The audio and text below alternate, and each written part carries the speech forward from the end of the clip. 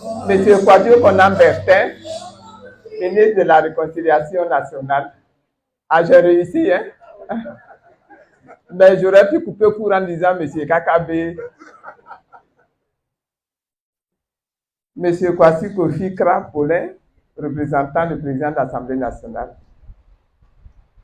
Mesdames et messieurs, les représentants des partis politiques et des organisations de la société civile, mesdames et messieurs, les guides religieux et les représentants des autorités religieuses, Monsieur Boga Sako, président de la FIDOP, mesdames et messieurs, je voudrais commencer mon tout petit message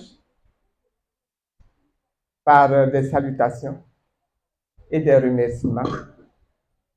Vous nous avez honorés en nous invitant à cette double cérémonie que vous organisez aujourd'hui. Merci beaucoup.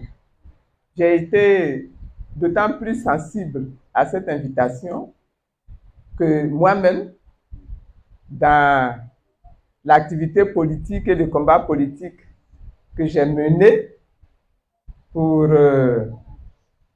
que ce pays devienne un pays véritablement démocratique, dès le début, avec les autres camarades, j'ai pris conscience de la grande place que doit tenir la question des droits de l'homme dans nos pays.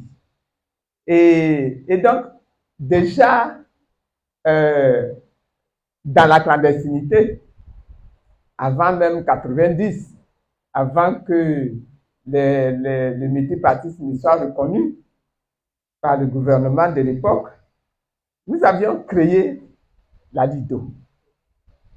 Nous avons été les premiers à créer une organisation qui se bat pour les droits de l'homme et la défense des droits de l'homme. C'est également nous qui avons les premiers créé une association des consommateurs de Côte d'Ivoire parce qu'il était important que les problèmes que vivent les consommateurs de la Côte d'Ivoire, des problèmes à tout niveau, aussi bien au niveau de la distribution des biens qu'au niveau de la fixation des prix, que du contrôle des prix des produits. Ce sont des problèmes qui existaient déjà à l'époque et qui existent encore aujourd'hui.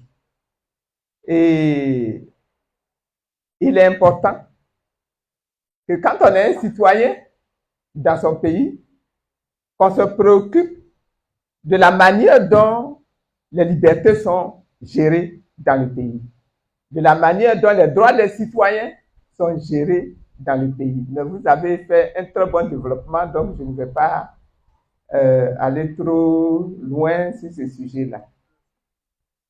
Et je voudrais vous féliciter. Et féliciter tous ceux qui aujourd'hui encore continuent de porter au haut le flambeau des questions des droits de l'homme. On peut vous citer vous-même, Boga Sako. On peut citer Éric Sémien, qui également se bat. En tout cas, mes félicitations pour le travail que vous faites. Nous sommes ici ce matin pour une double cérémonie. L'inauguration du siège de la FIDOP et la présentation du nouveau bureau exécutif. Le nouveau bureau exécutif nous a été présenté et je voudrais féliciter les membres et vous dire que c'est maintenant que le vrai travail va commencer pour vous. Que Dieu vous soutienne, qu'il vous fortifie.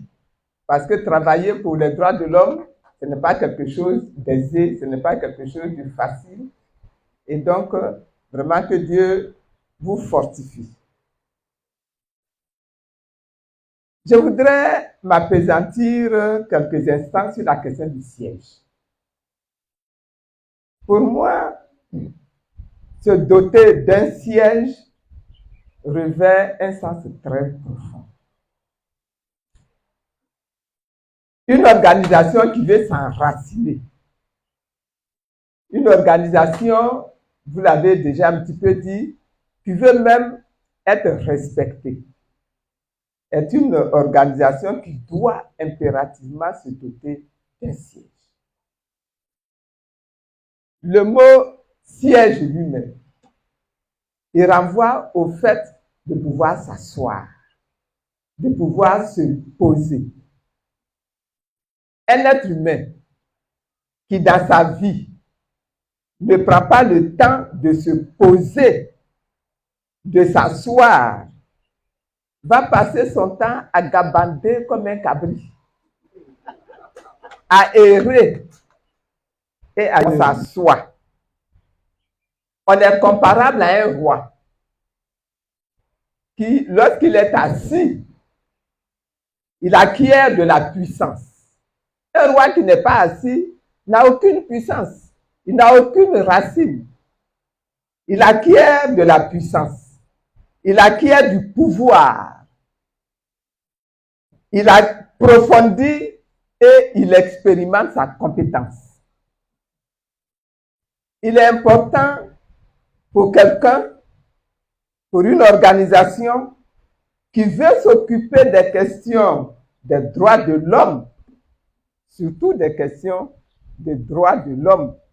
Il est important pour lui qu'il s'organise ou se doter d'un siège, un endroit où il s'établit.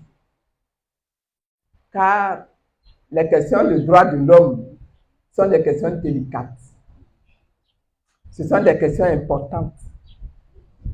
Ce sont des questions qui peuvent consolider la vie, l'unité d'un peuple, l'unité d'une nation. Mais ce sont également des questions qui peuvent induire la nécessité de dénoncer, la nécessité quelquefois même d'affronter le pouvoir en place. Il faut donc être qui veut prendre en main pour son combat la question des droits de l'homme. Ils ont besoin de beaucoup de sagesse, besoin de beaucoup de discernement, besoin de courage surtout. Et c'est autant de valeurs dont ne se revêt que l'homme ou l'organisation qui est capable de prendre le temps de s'installer, de s'asseoir.